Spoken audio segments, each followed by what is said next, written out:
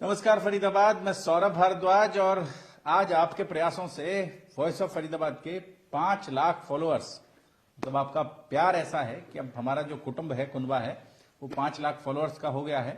और आज हमारे स्टूडियो में पहुंचे हैं पंडित सुरेंद्र शर्मा बबली जी।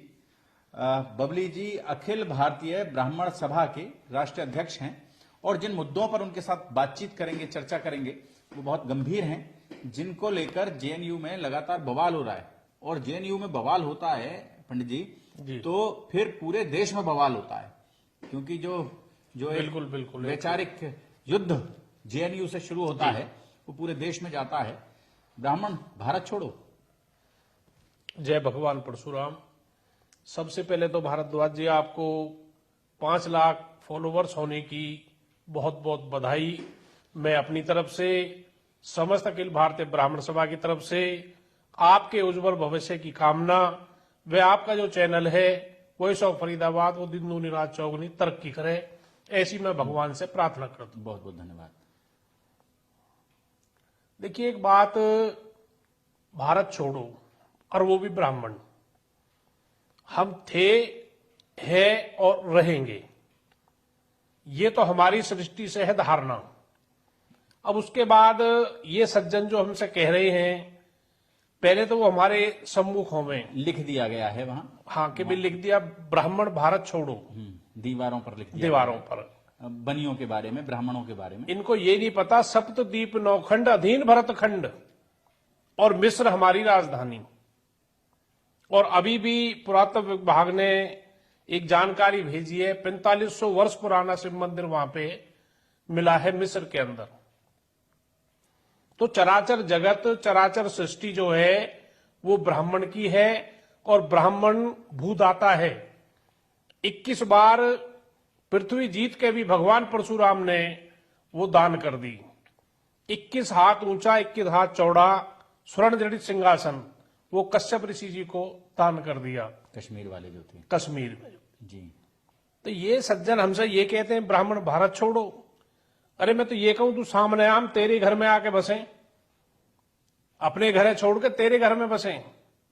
तो ब्राह्मणों को ललकारना, समझो कि वो अपने आपे को अपने आप ही पतन करने जैसा मेरा अपना मानना है। आपको क्या लग रहा है कि इसके माध्यम से देश में एक वैमनस्य का एक प्रवाह करने की कोशिश हो रही है?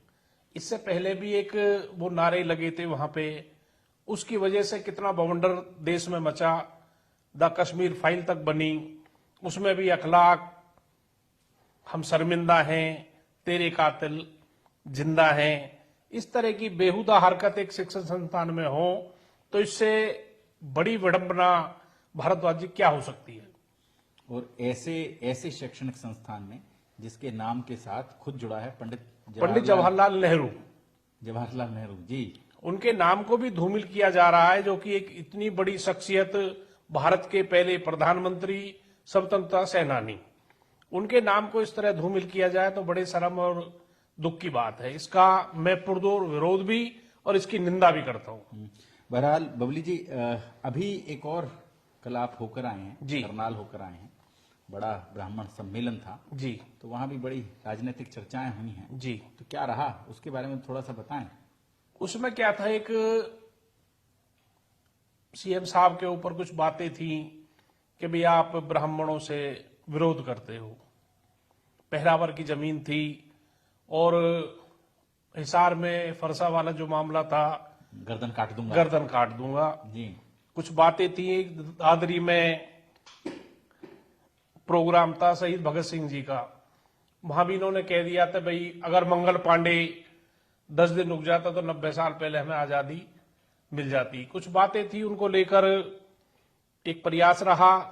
तो उसमें मुख्य बातें जो थी, दौलीदारों की जो जमीन थी उसको लेकर थी। मतलब ब्राह्मण जो नाराज चल रहे थे उन्हें खुश हाँ, कुल मिला के अमूमन जो सरकार से जुड़े ब्राह्मण हैं वो सारे उस मंच पे थे और अमूमन सभी बिरादरियां वहां पे उपलब्ध थी। भव्य प्रोग्राम था, तो उसमें कुछ मांगे जो हैं रखी गई, वो अमूमन सभी सीएम साहब ने मान ली, स्वीकार कर ली। हाँ, और बाकायदा फरसा लेके झुक के उन्होंने फरसे का अभिवादन भी किया और तमाम बिरादरी का धन्यवाद भी किया। ब्राह्मणों ने जो रोष था मुख्यमंत्री के प्रति वो दूर हो गया है? हाँ, कुछ बातें थी, जैसे सतीमती दास पहले सिक्कों से साथ युद्ध किया था और शहीद हुए थे, उनके नाम चौक था, वो उन्होंने मंजूर कर दिया। भगवान परशुराम जी के नाम से अस्पताल जो बनने जा रहा कैथल में, वो मंजूर कर दिया। एक प्रतिमा लगेगी, 2000 गज का धर्मशाला के लिए प्लॉट है, पैरावर की जमीन है। तो बहुत सी जो मांगे थी, लगभग 11 मांगे उन्होंने ब्राह्मणों की सारी मान ली। तो खुश हो गए ब्राह्मण? हाँ, ब्राह्मण तो खैर सदा से खुशी रहता है। पर नाराज चल रहे थे सरकार से? नहीं, नाराजगी तो खैर ऐसा नहीं है, बाकी फिर भी समय रहते अगर आपस में आप सामंजस्य बन जाए तो वो बहुत अच्छी बात है। अभी चर्चा चल रही है कि मंत्रिमंडल में ब्राह्मणों को हटा के दूसरे लोगों को ले आए, बिश्नोई के लिए जगह खाली कर दें, भव्य बिश्नोई के लिए। ना, ऐसा नहीं है। ब्राह्मण चर्चा चल रही है, देखो मैं तो हाँ, चर्चा तो देखो स्वाभाविक है, बल्कि सीएम साहब ने भी कहा है, कुछ चैनल ऐसे हैं कि सीएम हट गया, रात को हट जाएगा, सुबह दूसरा आ जाएगा। तो देखो चर्चाएं तो राजनीति में, रामविलास जी ने भी कहा है, अपार संभावनाएं राजनीति में नजर आती हैं। अरविंद शर्मा जी ने एक बड़ा बयान दिया जी। उन्होंने कहा कि क्या बोला वो बता दें थोड़ा सा। वही कह रहे, ब्राह्मण मुख्यमंत्री हो, ब्राह्मण बदल जाए तो राज तो चलेगा, इस तरह की बातें आई। तो मेरे ख्याल में राज तो शायद मनोहर लाल जी ही रहेंगे। अच्छा, बदलेंगे नहीं? ऐसे हालात 2-3 दिन पहले तो लग रहे थे। हाँ, पर ये सम्मेलन लेकिन करके ठीक कर दिया है इन्होंने। हाँ, ऐसे हालात वर्तमान में नहीं है कि मना लिया, मुख्यमंत्री ब्राह्मणों को मना बदला लिया। जाए। ब्राह्मणों को मना लिया है। हाँ, सब ज्यादातर प्रसन्नचित्त थे। ठीक है। फरीदाबाद के ब्राह्मणों को भी कुछ दिया? नहीं, वो तो पूरे हरियाणा की मांग थी हरियाणा जी। की। हाँ, नहीं, कोई भूखंड वगैरह, कोई प्लॉट के जी आप भी बना लो, कोई धर्मशाला बना लो, कोई भवन बना लो। लंबी चौड़ी पड़ी है, बल्लभगढ़ में 31 में है, और ओल्ड फरीदाबाद में भी शायद बन जाएगी। पुल भाई ने उद्घाटन किया था बाईपास रोड पे।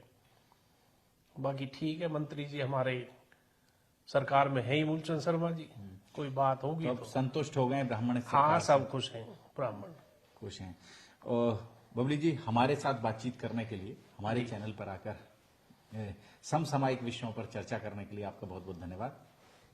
बिल्कुल, आप सदैव ऐसे ही जो जनसमूह, जनमानस से संबंधित जो भी मुद्दे हैं, आप उन्हें ऐसे ही उठाते रहें, ताकि दबे कुचले शोषित को आप न्याय दिला सकें, और न्याय की दिशा में जो आपका कदम है वो कारगर ऐसे ही चलता रहे, ऐसी मैं कामना भी करता हूं। बहुत बहुत धन्यवाद।